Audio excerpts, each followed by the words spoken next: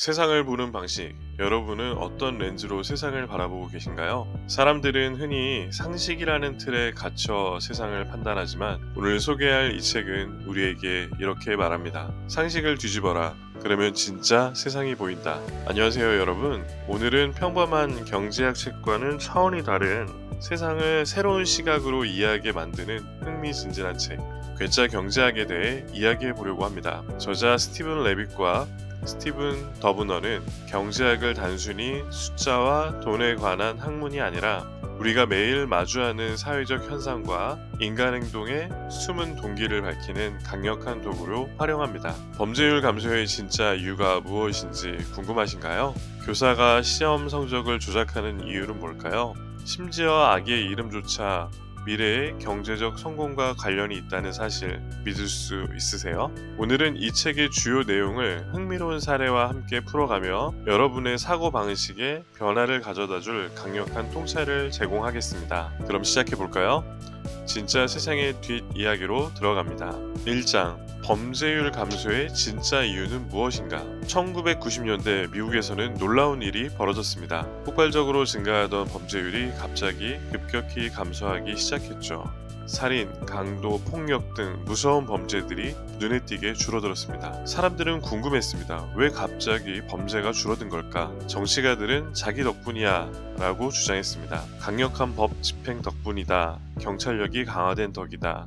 또는 경제가 좋아져서 범죄가 줄었다고도 했죠. 하지만 이 모든 설명은 진실을 담고 있지 않았습니다. 오늘은 괴짜 경제학의 첫 번째 챕터, 범죄율 감소의 진짜 이유를 파헤쳐 보겠습니다. 범죄율 감소의 진짜 이유는 과연 무엇일까? 괴짜 경제학의 저자 스티븐 레빗은 기존의 모든 설명을 뒤집습니다. 그가 주목한 건 의외의 데이터였죠. 1990년대 초 미국에서 범죄율이 급감한 이유, 바로 1973년 로 대 웨이드 판결, 즉 낙태 합법화 때문이라는 겁니다. 1973년 미국 연방 대법원은 낙태를 합법화하는 판결을 내렸습니다. 이 판결로 인해 출생하지 않은 수백만 명의 아이들, 그중 상당수는 빈곤, 폭력, 가난 속에서 태어나 자라게 되었을 가능성이 높은 환경에 놓여 있었습니다. 레빗은 이렇게 말합니다. 만약 그들이 태어나 자랐다면 20년 후 그중 많은 이들이 범죄자가 될 가능성이 높았을 것이다.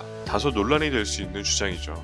하지만 데이터를 보면 이 설명이 굉장히 설득력이 있습니다. 레빗은 미국 각 주의 데이터를 비교했습니다. 낙태가 가장 먼저 합법화된 주에서 범죄율이 가장 먼저 감소했습니다. 그리고 낙태 합법화가 시행된 시점에서 약 20년 후 청소년 범죄율과 강력 범죄가 동시에 줄어들기 시작한 겁니다. 여기서 중요한 건 이겁니다. 범죄는 개인의 도덕성 문제만이 아니라 사회적, 경제적 환경의 산물이다. 레빗은 이런 통찰을 통해 범죄와 경제학의 관계를 밝혀냈습니다. 범죄율을 줄이기 위해 단순히 더 많은 경찰을 고용하거나 더 강력한 법을 만드는 것만이 해답이 아니라는 것이죠. 그보다는 범죄를 유발할 수 있는 환경 자체를 변화시키는 것, 그것이 근본적인 해결책이라는 겁니다. 이처럼 괴짜 경제학은 우리가 흔히 상식이라는 것을 믿는 것들을 데이터와 통찰로 완전히 뒤집습니다. 1990년대 범죄율 감소의 이유를 낙태 합법화 연결시키는 레빗의 분석은 단순히 한 가지의 사건을 설명하는 데 그치지 않고 사회와 인간 행동의 근본적인 원리를 깨닫게 해줍니다. 세상을 새롭게 이해하는 렌즈를 제공한다. 이것이 괴짜 경제학 1장에서 우리가 얻을 수 있는 가장 큰 교훈입니다. 2장 교사와 스모 선수는 어떤 점이 닮았을까? 스모 선수와 교사가 비슷하다고요? 아마 이런 질문을 들으면 고개를 갸우뚱하실 겁니다. 한쪽은 도장에서 열심히 훈련하는 운동선수이고 다른 한쪽은 학생들을 가르치는 교육자니까요. 하지만 괴짜 경제학의 저자 스티븐 레빗은 이렇게 말합니다. 그들은 같은 이유로 부정을 저지른다. 그 이유는 바로 인센티브의 힘이다. 오늘은 우리가 매일 겪는 인센티브의 작동 방식과 그로 인해 발생하는 인간의 숨겨진 행동을 파헤쳐 보겠습니다. 우선 교사 이야기부터 시작해 볼게요. 시카고 공립학교에서의 학생들의 시험 점수는 단순한 성적표 이상의 의미를 가졌습니다. 왜냐하면 교사의 성과평가, 학교의 예산, 심지어 학교의 존폐 여부까지 학생들의 시험 점수에 따라 결정됐기 때문이죠. 이런 압박 속에서 교사들은 어떤 선택을 했을까요? 스티븐 레빗은 학생들의 시험 데이터를 분석하고 매우 흥미로운 패턴을 발견했습니다. 어떤 교실에서는 학생들이 맞히기 어려운 문제의 정답이 비정상적으로 많이 채워져 있던 겁니다. 심지어 특정 문제들은 학생들이 절대 풀 수 없는 수준이었는데도 말이죠. 이건 우연일까요? 아니면 누군가 답을 조작한 걸까요? 맞습니다. 일부 교사들이 학생들의 시험지를 조작한 겁니다. 학생들의 답을 고쳐주거나 빈칸을 채워 넣어 점수를 올린 거죠. 왜 교사들은 이런 부정을 저질렀을까요? 바로 인센티브, 즉 보상 때문입니다. 시험 점수가 높아지면 학교는 더 많은 지원금을 받을 수 있었고 교사 자신도 성과 평가에서 유리해질 수 있었던 거죠. 그렇다면 스모 선수들은 왜 부정을 저질렀을까요? 스티븐 레빗은 일본 스모 경기를 분석하며 놀라운 데이터를 찾아냈습니다. 스모는 일본에서 가장 존경받는 스포츠 중 하나인데 이 경기에서도 승부 조작이 이루어지고 있었던 겁니다. 스모 선수들은 특정 상황에서 고의로 경기를 져주곤 했습니다. 예를 들어 승률이 7승 7패인 선수가 마지막 경기를 이기면 순위를 유지할 수 있는 중요한 상황에서 상대 선수가 쉽게 져주는 일이 반복됐죠. 경기 데이터를 분석해보니 이런 패턴은 우연이 아닌 의도적인 승부 조작이었습니다. 교사와 스모 선수의 사례를 보면 그들이 부정을 저질렀던 이유는 매우 단순합니다. 바로 인센티브의 구조 때문이죠. 교사들은 성과평가와 지원금을 위해 스모 선수들은 순위 유지와 경제적 보상을 위해 부정을 저질렀습니다. 레빗은 이렇게 말합니다. 인센티브는 인간 행동을 이끄는 강력한 도구다. 하지만 잘못 설계된 인센티브는 부정과 비윤리적인 행동을 낳을 수 있다. 결국 중요한 건 우리가 인센티브를 어떻게 설계하느냐입니다. 잘못된 목표와 보상 구조는 개인뿐만 아니라 조직 전체를 망가뜨릴 수도 있습니다. 교사와 스모 선수의 사례는 우리 삶 속에서 인센티브를 되돌아보게 만듭니다. 회사의 성과 평가 방식, 정부의 정책, 그리고 우리 자신의 목표 설정까지 모두가 인센티브의 영향을 받고 있기 때문입니다. 3장. 왜 마약상은 부모와 함께 사는가? 많은 사람들이 마약상을 생각하면 막대한 돈을 벌며 호화로운 삶을 사는 범죄자의 이미지를 떠올릴 겁니다. 그런데 괴짜 경제학에서는 뜻밖의 이야기를 들려줍니다. 왜 많은 마약상이 여전히 부모와 함께 사는가? 돈을 많이 벌 거라 믿었는데 왜 부모의 집에 얹혀 사는 걸까요? 오늘은 괴짜 경제학 3장을 통해 이 흥미로운 질문의 답을 찾아가 보겠습니다. 1980년대 미국은 마약 전쟁의 한복판에 있었습니다. 특히 크랙 코카인의 확산은 도시 빈민가를 황폐화시켰죠. 그런데 경제학자 스티븐 레빗 이런 범죄 조직의 경제 구조를 탐구하기 시작했습니다. 마약상이 정말로 막대한 부를 쌓는지 확인하기 위해 레빗은 아주 독특한 데이터를 분석했습니다. 바로 한 범죄 조직이 작성한 비밀 회계 장부. 이 장부에는 조직 내 각 계층이 얼마나 돈을 벌었는지가 상세히 기록되어 있었습니다. 레빗은 이 데이터를 분석하며 놀라운 사실을 발견합니다. 마약 조직의 구조는 대기업의 피라미드 구조와 같았던 겁니다.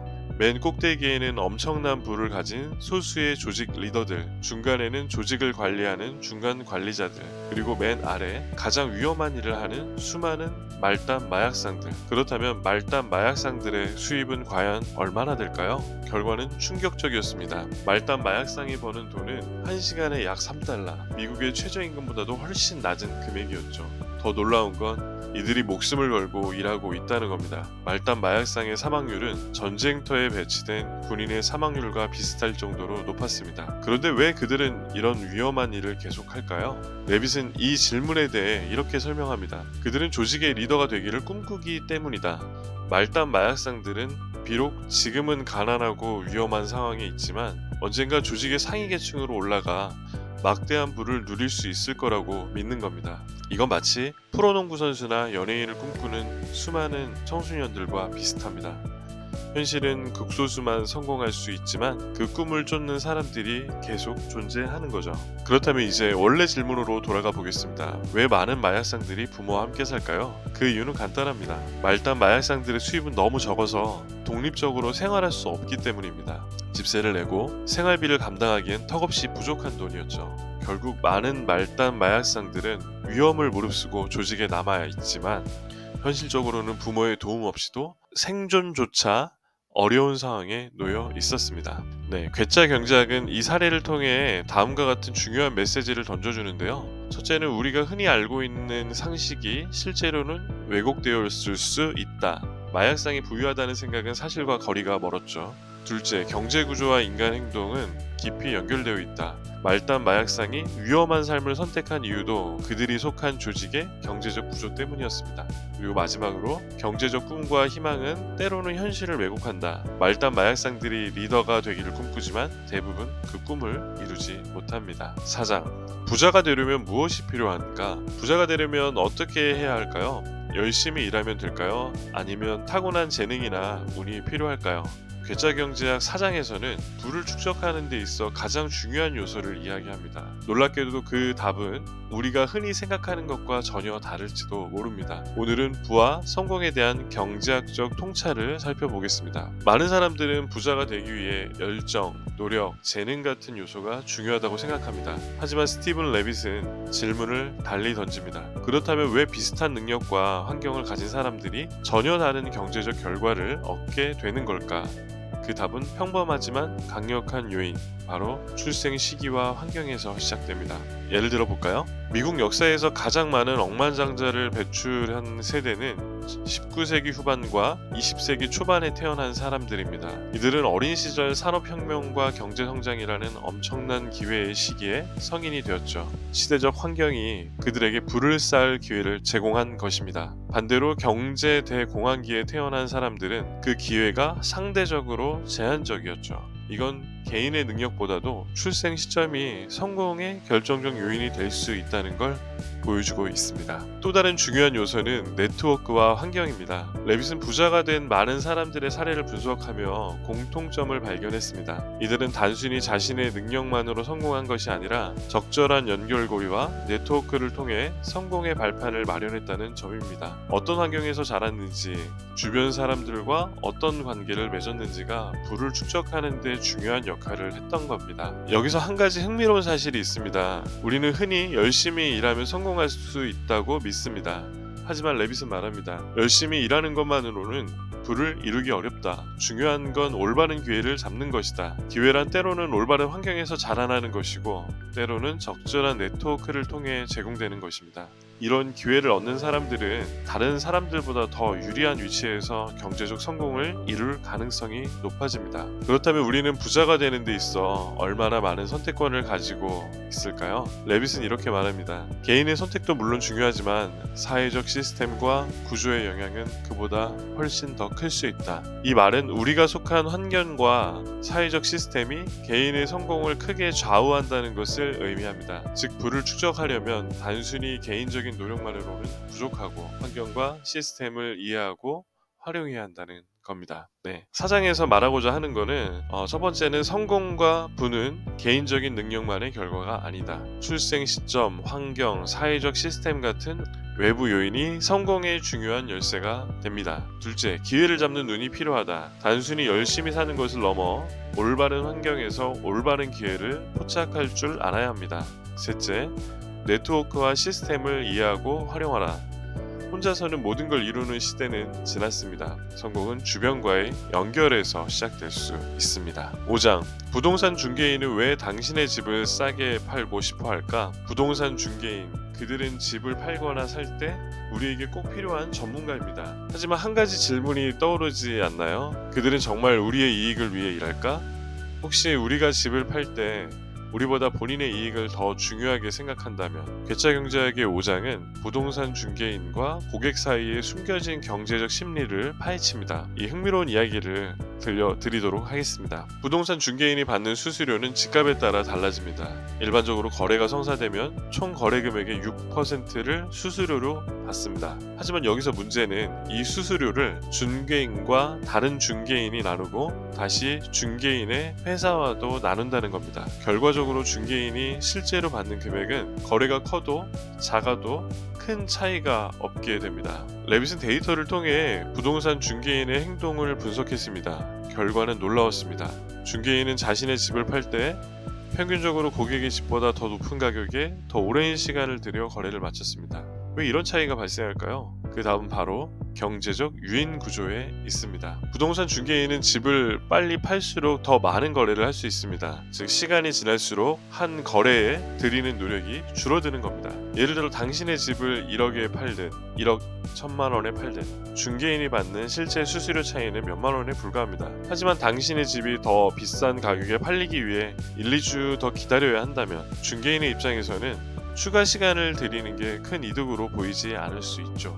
결과적으로 중개인은 최적의 가격보다는 빠른 거래를 선호하게 되는 겁니다. 여기서 중요한 건 고객과 중개인의 이익이 항상 일치하지 않는다는 겁니다. 고객은 가능한 한 높은 가격의 집을 팔고 싶어 하지만 중개인은 거래를 빨리 끝내고 싶어 하죠. 이 미묘한 차이가 고객과 중개인의 행동을 다르게 만듭니다. 그렇다면 부동산 중개인과의 거래에서 고객이 더 나은 결과를 얻으려면 어떻게 해야 할까요? 레빗은 몇 가지 실질적인 조언을 제공합니다. 첫 번째, 데이터를 분석하라. 동네의 거래 시세를 파악하고 너무 서둘러 거래를 마무리하지 마세요. 둘째, 중개인의 인센티브를 이해하라. 중개인의 목표는 항상 당신의 목표와 일치하지 않을 수 있습니다. 따라서 중개인의 조언을 무조건적으로 따르기보다는 비판적으로 판단해야 합니다. 셋째, 협상의 주도권을 잡아라. 중개인의 전략에 휘둘리지 않도록 스스로 원하는 가격과 조건을 명확히 세워야 합니다. 결국 부동산 중개인도 경제적 유인 구조 안에서 자신의 최선의 선택을 하는 겁니다. 이걸 비난할 필요는 없습니다. 대신 그 구조를 이해하고 고객으로서 우리가 해야 할 일을 명확히 할 필요가 있습니다. 괴짜경제학은 우리에게 이렇게 말합니다. 경제적 행동의 이면을 이해하라. 그럴 때 비로소 우리가 더 나은 결정을 내릴 수 있습니다. 6장, 유치원의 벌금이 역효과를 낳은 이유. 유치원에 아이를 늦게 데리러 가면 벌금을 내야 한다면 부모들이 더 시간 약속을 잘 지킬까요? 일반적으로 벌금은 사람들의 행동을 바꾸기 위한 좋은 방법으로 여겨지죠. 하지만 괴짜 경제학의 저자 스티븐 레빗은 놀라운 실험 결과를 통해 말합니다. 때로는 벌금이 사람들의 행동을 더 나쁘게 만들 수도 있다. 오늘은 유치원 벌금 실험 사례를 통해 인간 행동과 경제적 유인에 대해 깊이 생각해보는 시간을 가져보겠습니다. 이스라엘의 한 유치원에서 흥미로운 실험이 진행됐습니다. 문제는 부모들이 아이를 정시에 데리러 오지 않아 유치원 선생님들이 추가로 아이들을 돌봐야 하는 일이 잦았다는 것이었죠. 그래서 유치원 측은 아이를 늦게 데리러 오면 벌금을 부과하기로 했습니다. 이 벌금은 부모들의 행동을 바꾸기 위해 도입된 경제적 유인이었습니다. 그런데 놀라운 일이 벌어졌습니다. 벌금을 도입한 이후 부모들이 더 자주 늦게 오기 시작한 것입니다. 왜 이런 결과가 나왔을까요? 벌금이 도입되기 전 부모들은 아이를 늦게 데리러 오는 것에 대해 도덕적 책임감을 느꼈습니다. 내가 늦으면 선생님께 불편을 끼치겠지라는 마음이 있었던 거죠. 하지만 벌금이 도입되면서 이 상황이 경제적 거래로 바뀌었습니다. 내가 돈을 내고 늦으면 되는 거잖아. 즉 도덕적 부담이 사라지고 벌금이 일종의 지불 가능한 서비스로 인식이 된 겁니다. 실험 결과는 매우 흥미로웠습니다. 벌금이 도입된 이후 아이를 늦게 데리러 오는 부모의 비율이 눈에 띄게 증가했습니다. 그리고 더 놀라운 사실은 벌금을 없애도 이 행동이 원래대로 돌아오지 않았다는 겁니다. 부모들은 이미 늦게 와도 된다는 새로운 기준에 익숙해져 있었던 거죠. 이 사례는 단순히 벌금을 부과한다고 해서 사람들이 더 나은 행동을 하지 않는다는 중요한 교훈을 남겼습니다. 여기서 우리가 배울 수 있는 건 경제적 유인과 도덕적 유인의 미묘한 차이입니다. 도덕적 유인은 사람들에게 옳은 행동을 해야 한다는 책임감을 심어줍니다. 반면 경제적 유인은 행동을 금전적 거래로 바꾸어 도덕적 요소를 약화시킬 수 있습니다. 즉 잘못 설계된 경제적 유인은 사람들의 행동을 더 나쁘게 만들 수도 있다는 겁니다. 이 유치원 사례는 단순한 벌금 이야기가 아닙니다. 이는 우리가 일상에서 사람들의 행동을 바꿀 때 경제적 유인만으로는 문제를 해결할 수 없다는 것을 보여줍니다. 첫째, 도덕적 책임감을 유지하라. 경제적 인센티브가 도덕적 의식을 약화시키는 경우 그 결과는 기대와 다를 수 있습니다.